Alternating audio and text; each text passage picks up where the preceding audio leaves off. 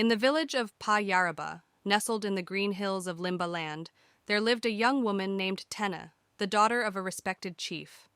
Tena had been promised in marriage to Woolarun, the leader of a neighboring village, in a bid to secure an alliance between their two clans.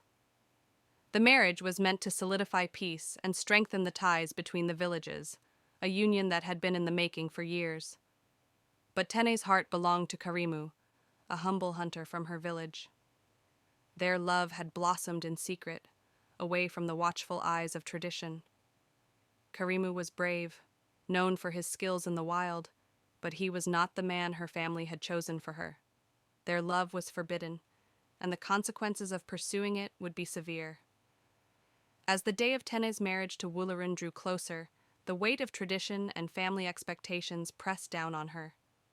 Chief Pa, her father, was a man who carried the burden of his people's future on his shoulders. He had told Tene, "The marriage to Woolarun must go ahead. Our legacy, our land, our people, everything depends on it." Tene felt trapped between two worlds, the world of duty, where her marriage would bring honor to her family and peace to the village, and the world of love, where her heart yearned to be with Karimu. She knew that if she defied her father's wishes, she would bring shame upon her family and risk the future of the village. One night, under the cover of darkness, Tene met Karimu in the forest. They had stolen moments like this before, but this time felt different. There was a sense of finality in the air. Karimu held her close, whispering words of love and comfort, but they both knew what lay ahead. "Run away with me," Karimu pleaded. "We can leave this place, start a new life, far from here." Torn between her love for Karimu and her duty to her family, Tene didn't answer. She knew the decision was hers alone, but it was not an easy one. Meanwhile, Woolarun, the man to whom Tene was promised, had grown suspicious. Rumors of Tene's secret love had reached his ears, and he was determined to have her for himself. He saw her not just as a bride, but as a symbol of power, a key to expanding his influence.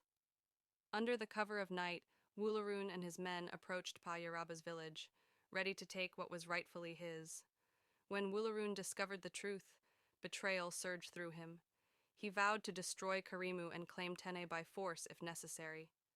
The lover's world was suddenly torn apart by violence and vengeance. As Woolarun's men descended upon the village, Tene and Karimu had no choice but to flee. In the end, Tene found herself at the sacred river, a place where the voices of the ancestors were said to speak. She stood on the river's edge, the weight of her decision pressing on her shoulders. She knew that whichever path she chose, there would be a price. If she returned to her village, she would honor her family and marry Woolarun, but her heart would remain broken. If she followed Karimu, she would defy her father, her people, and the traditions that had shaped her life. The voices of her ancestors whispered in the wind, urging her to choose. Love or duty? Heart or legacy? As the sun began to rise, Tene made her decision. She knew that, in love, there is always sacrifice, but in sacrifice, there is also redemption.